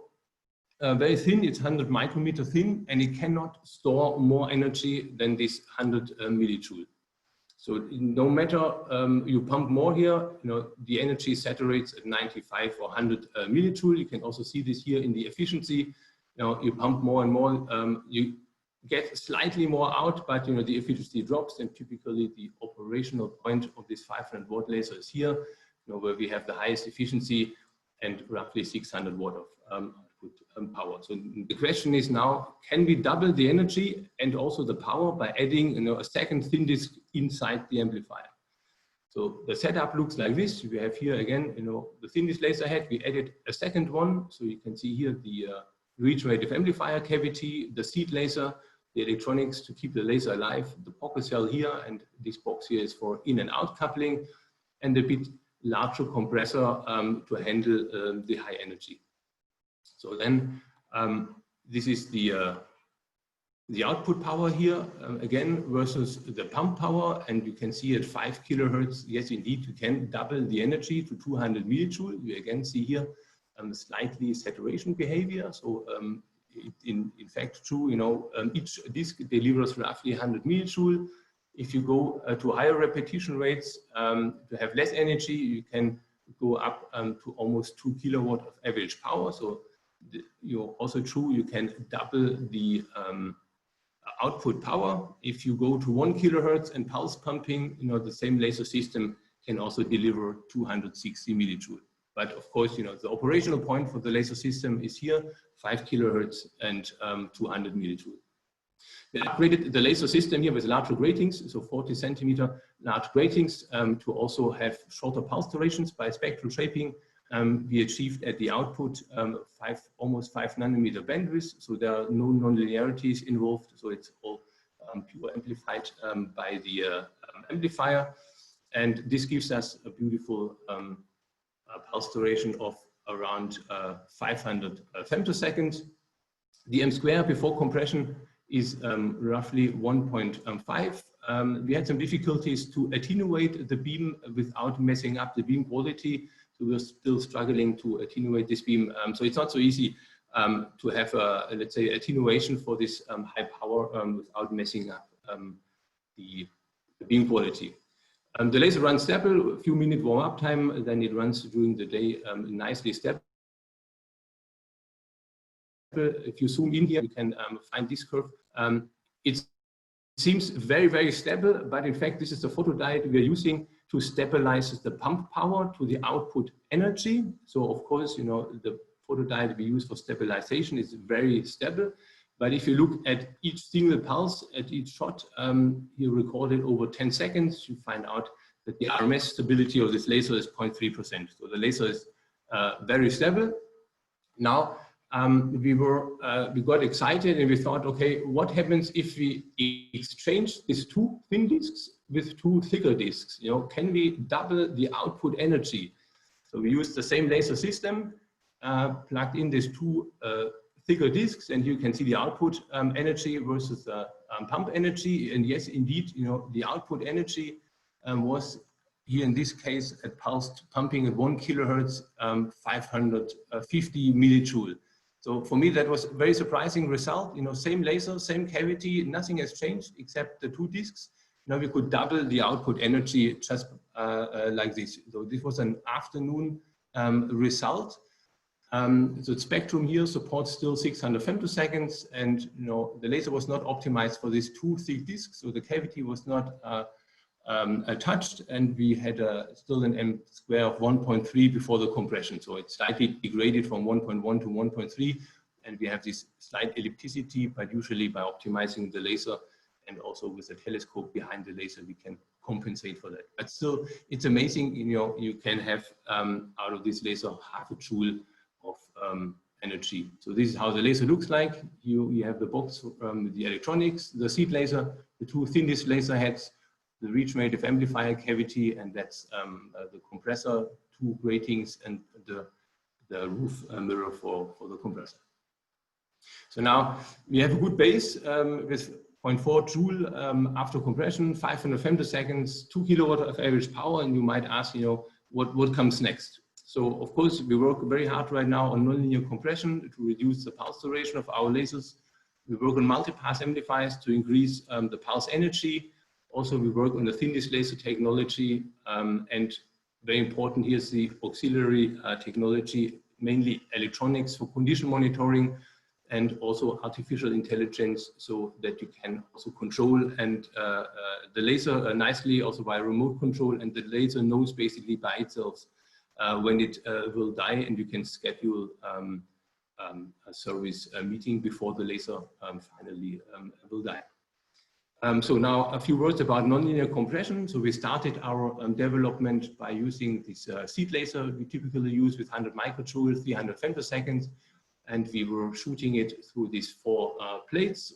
By cell phase modulation, the spectrum got broadened. We put a few chirp mirrors, and we achieved 120 femtoseconds. We did that a second time, again through 4 plates with chirp mirrors, and we were able to reduce the pulse duration to 50 femtoseconds. So for you, maybe not exciting, 50 femtoseconds. For most of you, it's still probably like a CW laser. For us, it was a very good task to do, because we got familiar with chirp mirrors, damage thresholds, and the design of these mirrors. For the next development, we use now Harriet cells for broadening the spectrum of our lasers. So probably most of you are familiar with this technology. The idea is to have a few foci inside a gas-filled cell to increase the nonlinearities. Every time here the laser bounces through the focus, you can broaden the spectrum via cell phase modulation, and then at the end you compress the pulses again with chirp mirrors. So the idea, of course, is not new. It was not invented by us. I think Fraunhofer has the patent on this technology. It was developed in 2015-16, and then in the meanwhile, many groups work on this technology. So please forgive me if this list is not complete. I just wanted to add you here a few examples. So now we built for our 200 millijoule laser at 5 kilohertz, a very large Harriet cell. At the end, the goal is to use then this laser for electron acceleration. So the idea is to have, again, the Trumicro 2000, our laser I introduced you before with 1 kilowatt and 500 femtoseconds, and then we plug it here in this very large Harriet cell, and the goal is to have at the end of the day 50 femtoseconds and 200 millijoule. Here are a few simulations of this cell. We use a 10 millimeter beam diameter here on the mirrors. We don't use one large mirror, but we use individual mirrors in case one mirror dies. We can replace it very fast. Inside the cavity, we have an intensity of 2 times 10 to the 14 watt per square centimeter. That's well below the ionization threshold of helium. So these are the 2 border limits you have, the restrictions, the damage threshold here on the mirrors. And of course, you don't want to ionize your gas here in this cell because then you start to absorb your laser power. The cell is filled with 175 millibar, and we use roughly 500 femtoseconds.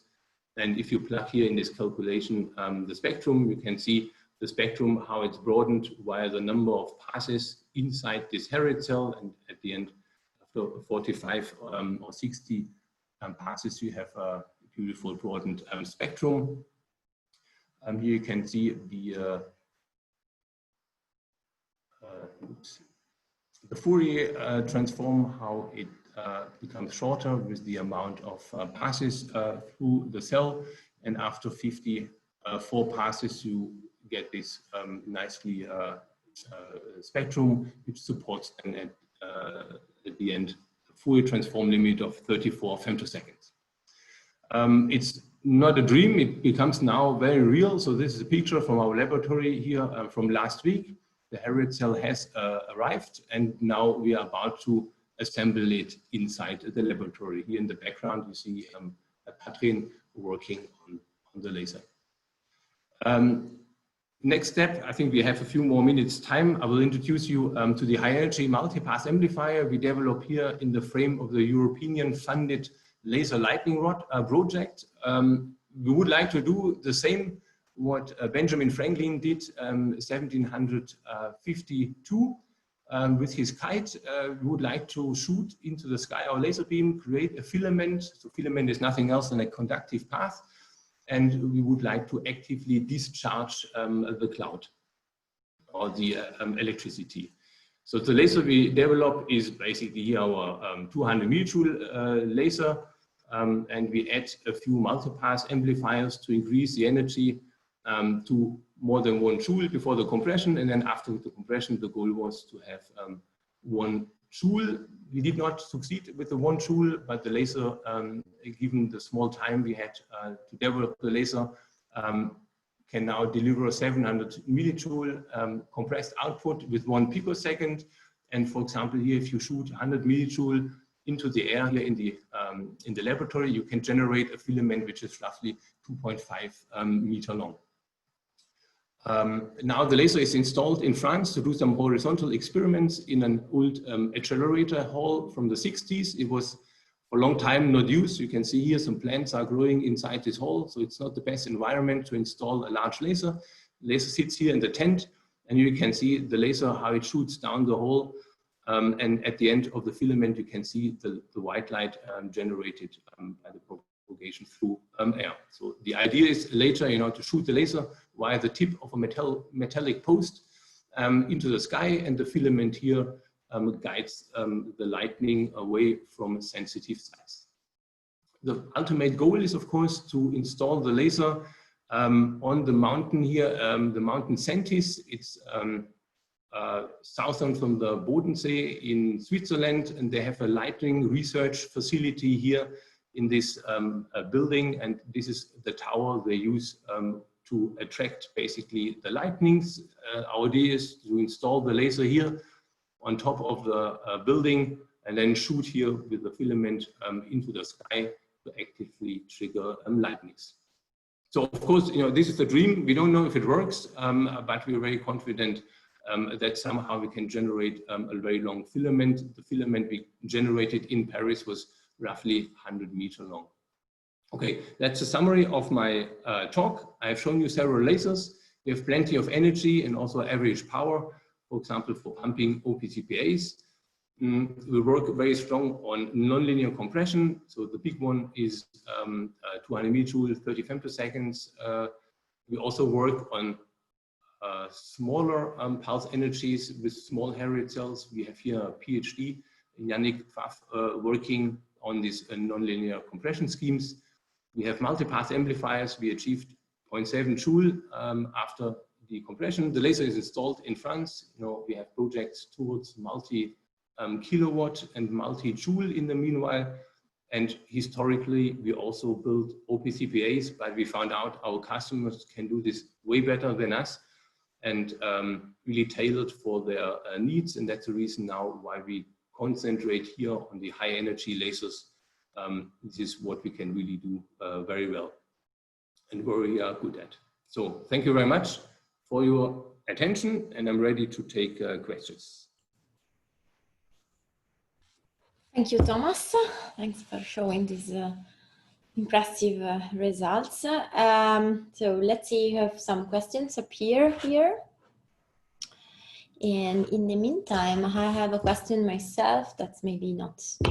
I would like to know, so you showed an excellent stability in the setup with, I guess, with the 2 tin discs. Which are the conditions for the room? Like, do you need to have which kind of stability in the temperature and in the humidity of the room where you have the laser running? So you have seen we have also installed the laser in this accelerator hall in France. So this is really the worst condition you can imagine. It's cold, it's hot in summer. There's a lot of humidity. So we purge our lasers with dry air. So the air inside remains always constant, and we also stabilize our lasers with an active stabilization, the intracavity stabilization inside the region amplifier, and we also stabilize the pump power. So the let's say the restrictions to your room are relatively low, so you can place it basically everywhere. Of course, what we find out is the laser has a slight drift, of course, with the temperature. When the temperature changes more than, let's say, 2 or 4 degrees in your laboratory, then the laser, you have to imagine it's a 1 kilowatt laser. So they will start to drift even by, piercing through the air. They heat the air, and then you have a horizontal drift. But you can usually compensate that very nicely by active beam stabilization systems. So usually, to answer your question quickly, they run stable no matter where. Okay. Okay, Valerie Blanchet, she's asking about the beam profile and m square of the 700 millijoule 1 kilohertz laser. So 700 millijoule laser had an m square of roughly 2. Okay. I don't see any other question coming. See, if I may add curiosity, I saw that you were mentioning in perspective about smart OPA. I don't know if you can comment a bit on which are the plan for. Yeah, it may be small, this very big OPCPA, so it's maybe a different market. It's small, tunable for different applications, in biology or maybe medicine. Because, Okay. This attosecond market, it's there, but it's very small. So we would need to extend now. Also, we look into different niche applications and maybe go towards, multicolor lasers. Yes, and then Valerie asking, she's asking another question about the 700 millijoule system, which is the beam pointing stability. The beam pointing, we haven't measured the beam pointing stability. I mean, we have a few stabilization systems inside the laser to guide the beam through the multipass. So I expect, it's somehow less than 100 microrad. At the output, it might be bigger, but we have not measured it. We are using the laser to shoot in the sky, to hit, let's say, a thunder cloud. And usually this cloud is very big. So, the beam pointing doesn't play such a role. I understand, if you would like to use such a laser for pumping OPCPA, then you need a better beam quality. But I think, usually our laser systems have very small beam pointing. So this typically is in the range of a few tenths of microrad. Okay, thank you. We have another question from Francesca Calegari. What is the present limitation in going farther down in compression with the Harriot cell? For instance, would it be possible to use a cascade of cells? Are the coatings of the mirror supporting shorter durations? That's a very good question. Now we tried, to go down with to 30 femtoseconds. So here the bandwidth is not so broad. So there, yes, we have good mirrors, probably also chirp mirrors. For this energy, we need very large chirp mirrors, 4-inch in diameter, and it's very difficult to have, the chirp constant over the surface. So here, of course, we are talking to the vendors. That's a challenge. For smaller energies, of course, I think 50 femtoseconds in a single stage is not a problem.